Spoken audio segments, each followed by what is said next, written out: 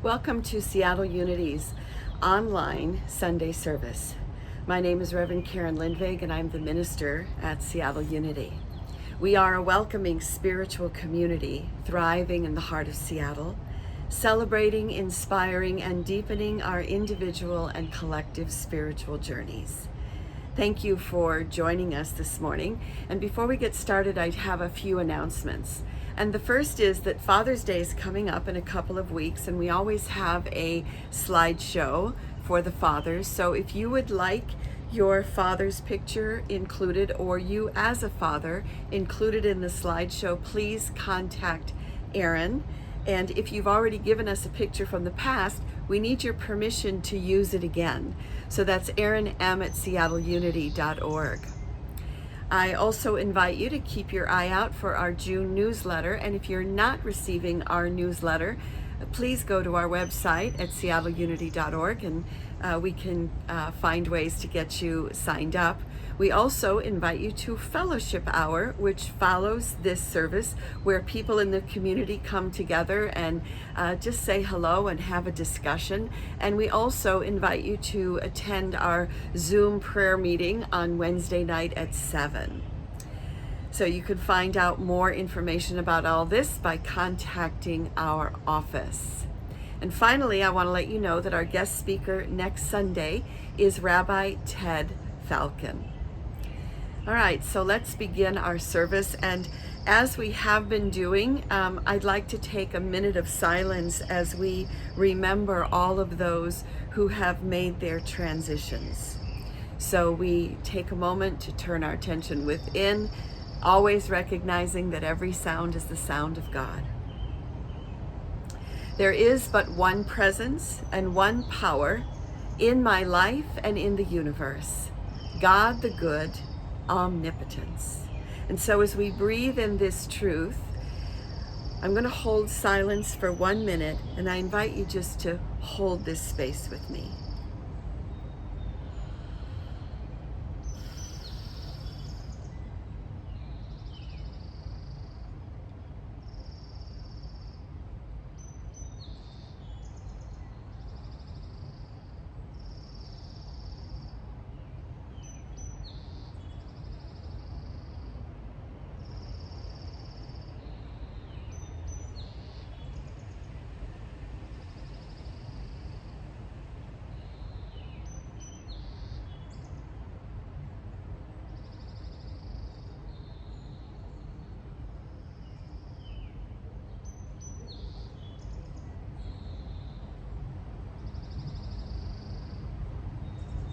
So we blessed everyone who has made their transitions this week. We bless all babies who have come to this earth this week.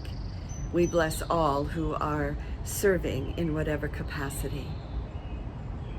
And for this awareness, we are truly grateful. Amen. And now I invite you to enjoy I Am as God Created Me, and you'll recognize, hopefully, and see many faces of our community.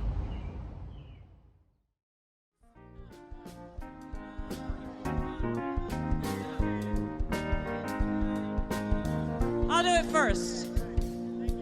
I am as God created me, in the light, in the love, in the glory. Try that. I am as God created me, in the light, in the love, in the glory. Second part goes like this.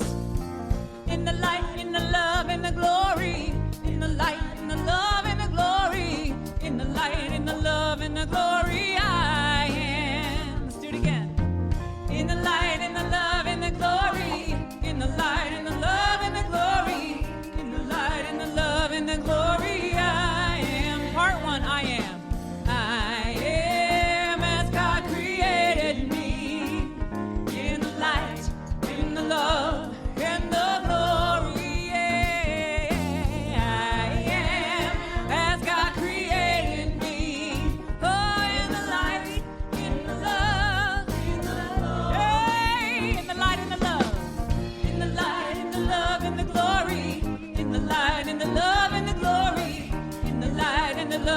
glory I am. In the light, in the love, in the glory. In the light, in the love, in the glory. In the light, in the love, in the glory I am. All right, that's good. And you'll see that we're not all doing exactly the same thing because we're humans. So you don't have to do exactly the same thing either. So if you want to Vogue instead, you may. Or Macarena, I don't care. Do that thing. But now we're going to do a little camp version thing, which is you guys, you do part 2, which is in the light, in the love, in the glory. 1, 2, 3, ah! I am as God created me. In the light, in the love, in the glory. Do that again. I am as God created me. In the light, in the love, in the glory. Switch. Hey. In the light, in the love, in the glory. In the light, in the love, in the glory. In the light, in the love, in the glory.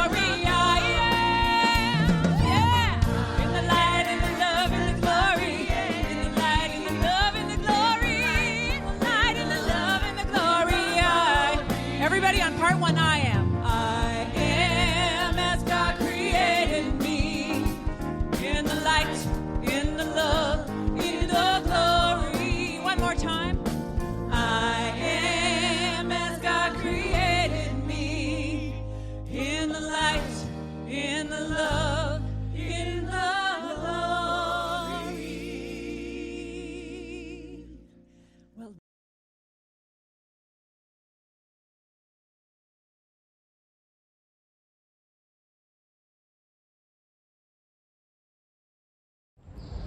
And so now we come to that time in our service where we allow the inner voice to be heard. And the only way that can happen is if we are silent. So I'd like you to prepare yourself in whatever way you do for 3 minutes of silence. So get comfortable, let go of anything that's in your lap.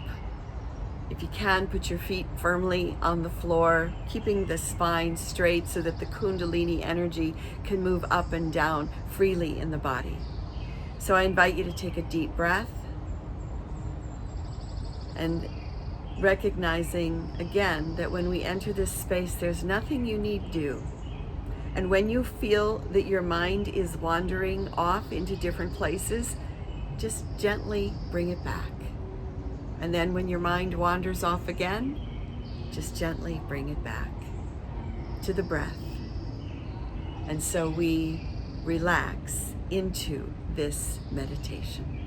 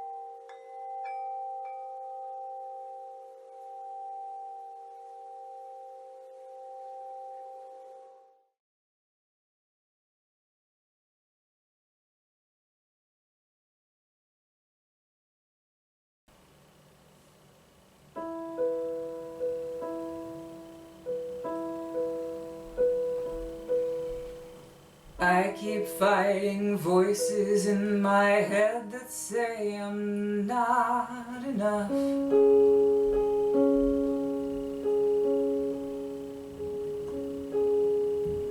Every single lie that tells me I will never measure up.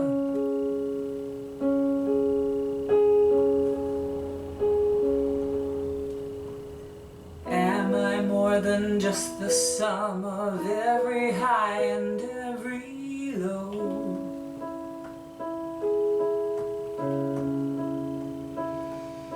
Remind me once again just who I am, because I need to know. Ooh, oh. You say I am loved, but I can't feel a thing. You say I am strong, but I think I am weak. And you say I am held when I am falling short. And when I don't belong, you say I am yours. And I believe what you say of me, what you say of me. The only thing that matters now are all the ways that you move in me. Oh, in you I find my worth, in you I find my identity.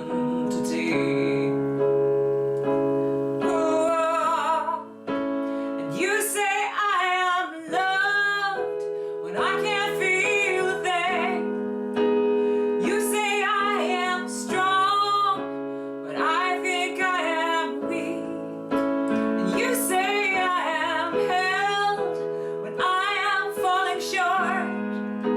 And when I don't belong, you say that I'm yours. And I believe what you say of me, what you say of me, yeah. And I believe what you say of me, what you say of me, yeah. I'm taking all I have and I'm laying it at your feet.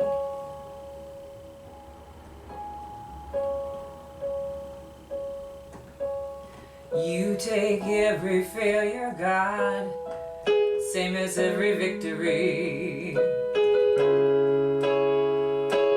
Ooh, oh. You say I am loved when I can't feel a thing. And you say I am strong when I know I'm weak. And you say I am held when I am falling short. You say I am yours. And I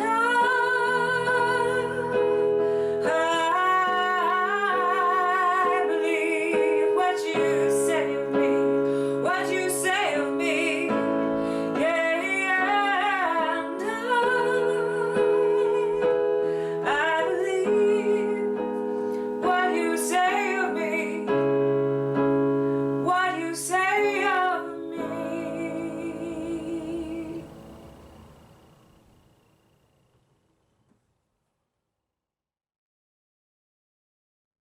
Welcome once again. So today I'd like to take a look at the Sermon on the Mount, which contains the Beatitudes. The Beatitudes are sort of attitudes toward experiencing God. They're like arrows that point the way to how to have an experience of the divine presence. The word beatitude comes from beate, which means happy and blessed. And all the Beatitudes have a sense of emptying oneself in order to be filled with divine presence. So let me share with you now the 8 blessings or the Beatitudes from the book of Matthew. Blessed are the poor in spirit, for theirs is the kingdom of heaven. Blessed are those who mourn, for they shall be comforted. Blessed are the meek, for they will inherit the earth. Blessed are those who hunger and thirst for righteousness, for they will be filled. Blessed are the merciful, for they shall be shown mercy. Blessed are the pure in heart, for they will see God. Blessed are the peacemakers, for they will be called children of God. And blessed are those who are persecuted because of righteousness, for theirs is the kingdom of heaven. So I'd like to say a word about the last one, about being persecuted. And I think what that means is being criticized or being judged for just who you are or what you're doing, and how it can throw us off our own path. It can throw us off our own path of righteousness, in a sense, if we listen to everybody's voice around us but our own. An example of this is a sannyasin, a monk who had given up all material possessions, and he was in the forest traveling, and when he went to lay down at night, he put together a bunch of bricks to use as a pillow because he didn't have anything. And some of the villagers walked by and they said, look at this guy. He's supposed to have given up possessions, and here he's got to have a pillow. He's got to make a pillow out of bricks. Well, the sannyasin felt bad, so he took the bricks, got rid of them.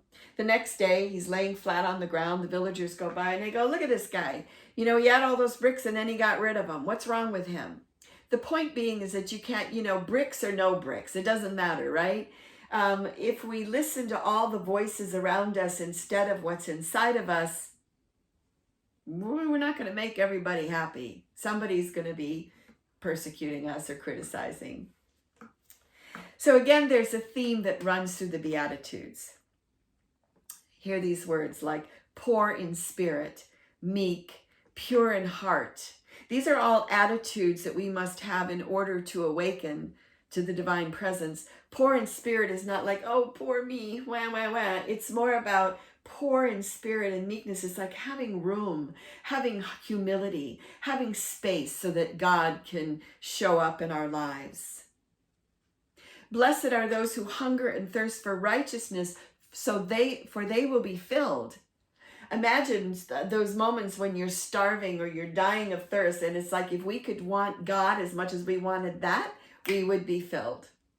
An example is a story of a teacher and a disciple, and they were standing in the water, and the student said, how can I awaken to the presence of God? And the teacher grabbed him and knocked him underwater and held his head under the water, and the guy's thrashing around, and then finally comes up and he gasps for air. And the teacher says, when you want God as much as you wanted air, that's when you'll awaken to the divine presence.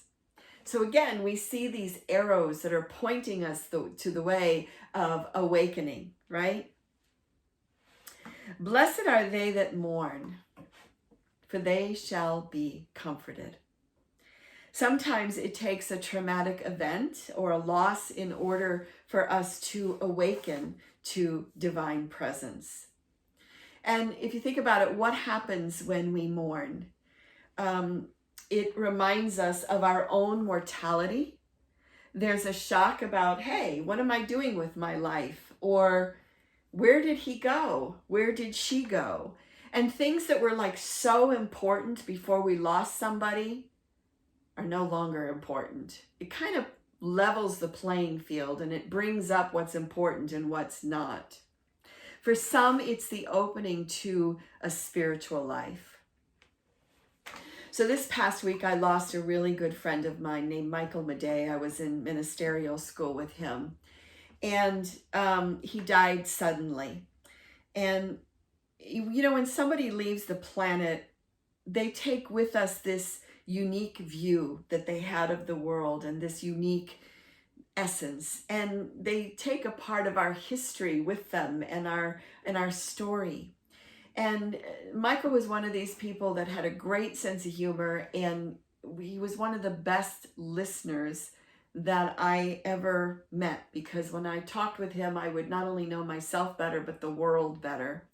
And he also had this incredibly great, unique sense of humor, where one time we were walking down the street in Kansas City and all the birds were really loud and chirping in the trees and tweeting, and, and all of a sudden we're in the midst of this conversation, and he stops and he looks up at the trees and he says to the birds, "Who are you calling cheap?" You might have had to have been there. But the thing I regret is that I did not get to say goodbye to him. I was going to skip conference this year and then stop in Kansas City on my way to Chicago to visit. And I found an email from him this morning that said, because I wanted to see him then, he said, "That's fine about you missing conference, because I can wait until June or July. But don't push me out too far, okay?" And that's it, right? We never know when the last moment, the last conversation is going to be with someone that is special to us. So it's so important to let them know how we feel, while we're all here on this planet. Blessed are they that mourn, for they shall be comforted. Blessed are the merciful, for they shall be shown mercy. So I saw an example of this and read about a man in Marysville. It's actually a couple in Marysville, Washington, and they're hoarders. And their stuff was piled to the ceiling, and the outside of their house was a big junkyard. And literally for 10 years, the neighbors had been complaining. And finally, the city stepped forward to do something and issued them an ultimatum. In 30 days, you got to clean this up, or you're going to be fined. You may go to jail, and you got to get out, because it's a hazard.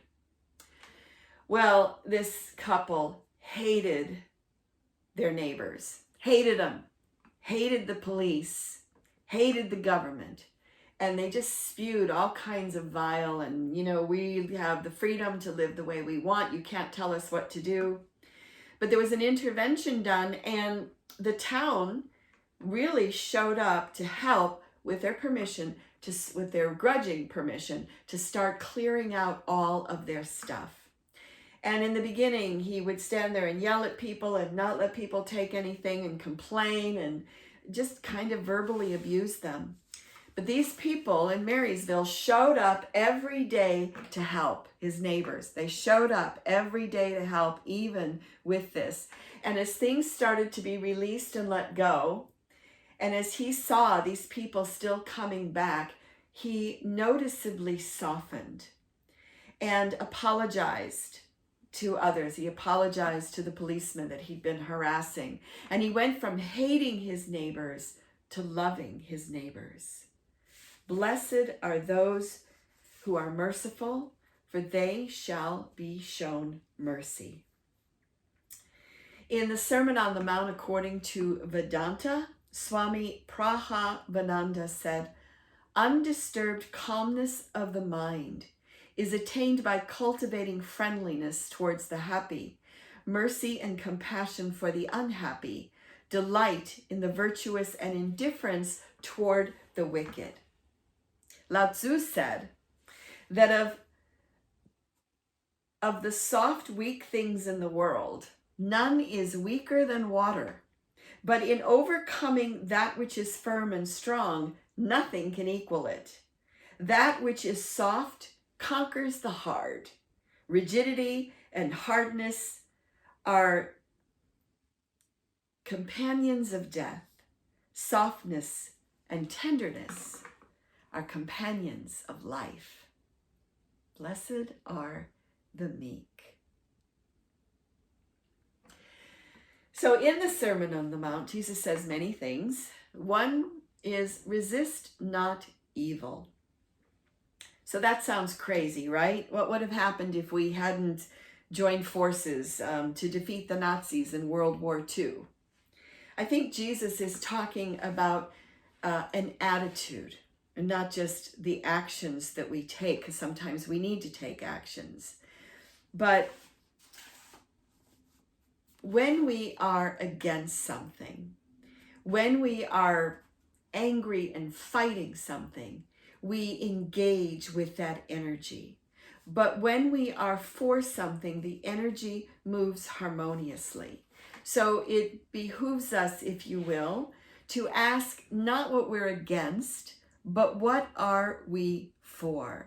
Because when we put our attention toward what we love, we become the salt of the earth. In other words, we have flavor, we have creativity, we're multidimensional, right? When the energy, it just adds so much.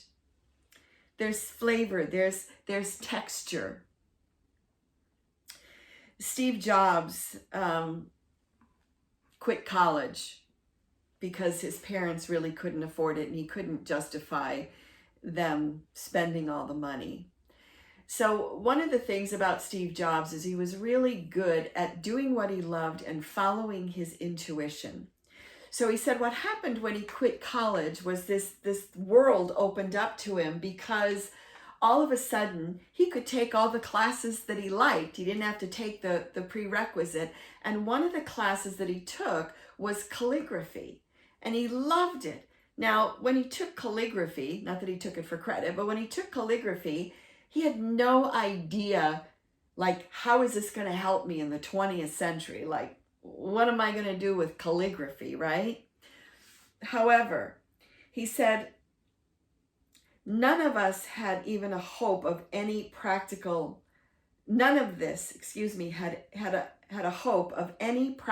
application in my life.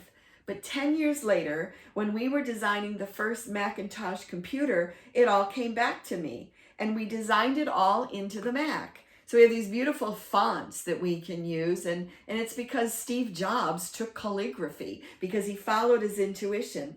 He said, of course, it was impossible to connect the dots looking forward when I was in college, but it was very clear looking backward 10 years later. You can't connect the dots looking forward. You're going to only connect them looking backward. So you have to trust that the dots will somehow connect in your future. So this is the idea of, and I'll get back to resist not evil, right? This is the idea of what are you for rather than what are you against? What do you love? So I've been finding I've had to take a hiatus from the news. Now I read the news, so because I like to know what's going on in the world. But what I was finding is that I can no longer watch the news because of the bickering and the fighting and the he said, she said, and the mudslinging. And what was happening was I was having nightmares. And not only was I having nightmares, but I was also feeling extremely anxious.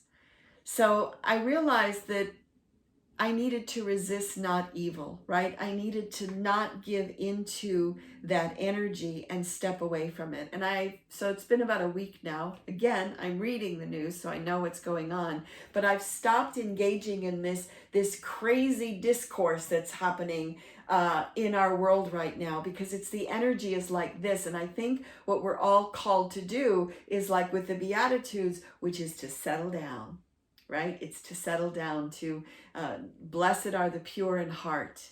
Because when we're in this kind of energy, we can't hear the voice of intuition. We can't hear what it is that we want to do. We don't even know what it is that we love, right? Because these things because we get caught up in the scatteredness. So if you find yourself being anxious, step away and allow yourself to be space in your life, right? Allow yourself to be that space. So I want to touch on one more thing that not only Jesus said, but the Buddha and Krishna said as well, because there's a connection between the two. And this is not in the Beatitudes. Jesus said, I am the way, the truth, and the life, and no one comes unto the Father but by me. Krishna said, I am the goal of the wise man, and I am the way. I am the end of the path, the witness, the Lord, the sustainer. I am the place of abode, the beginning, the friend and refuge. Fill your mind and heart with me. Buddha, you are my children. I am your Father. Through me you have been released from your sufferings. I myself have reached the other shore, helped others to cross the stream. So in Sermon on the Mount, according to Vedanta, the author says, which words shall we accept? Jesus, Krishna, or Buddha? The point is this: if you take the I or me of these teachers to refer to a mere historical man, then we can never understand their statements. We must know that when Jesus, Krishna, and Buddha say I or me, they are not asserting the ego. They are asserting the divinity, their identity with the universal self. So when they say, I am, that no one comes through the Father except by me, it's through the universal me. It is through the universal divine presence. So they're all speaking from the I am place. They're all speaking from, not from an ego, small self voice, but the higher. Jesus said, be ye perfect, even as your Father in heaven is perfect, even as your mother in heaven is perfect, because that is the essence of who we are. So the Beatitudes then, if we look at them as arrows that kind of guide us and lead us to an experience of divine presence, a guidebook, if you will, as to how to open to this divine presence. So again, blessed are the poor in spirit, for theirs is the kingdom of heaven. Blessed are those who mourn, for they will be comforted. Blessed are the meek, for they shall inherit the earth. Blessed are those who hunger and thirst for righteousness, for they will be filled. Blessed are the merciful, like in Marysville, for they will be shown mercy. Blessed are the pure in heart, for they will see God. And blessed are the peacemakers. My friend, I invite you to create space, to create silence, so that you can hear that voice of intuition, so that you can be guided to do what it is you love. None of us knows how long we have on this planet, and you have a unique and amazing perspective that nobody else has, and you have a unique and amazing gift that no one else has. And so we are grateful for these truths. Amen. And now James Tierney is going to bless our offering for us. Have a wonderful week. Come to that time in our service where we practice the law of giving and receiving through generosity. We are grateful for your continued support of Seattle Unity. You may text to give. The number will appear on the screen. You may also consider setting up a recurring donation. Please visit our website for more information, seattleunity.org. I invite you to hold your gift in your mind and your heart as we affirm, I give willingly, joyfully, and lovingly, knowing that God is the constant source of my supply. I give with graciousness and receive with gratitude. We dedicate and we consecrate these gifts to the will, the work, and the way of the living Spirit of truth. May each gift return to the giver a millionfold. And so we bring our service to a close this morning as we do affirm our prayer for protection. The light of God surrounds us. I am light. The love of God enfolds us. I am love. The power of God protects us. I am power. The presence of God watches over us. I am presence.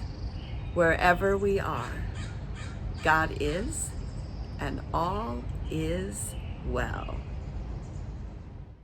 And that's the truth. I am as God created me, in the light, in the love, in the glory. One more time.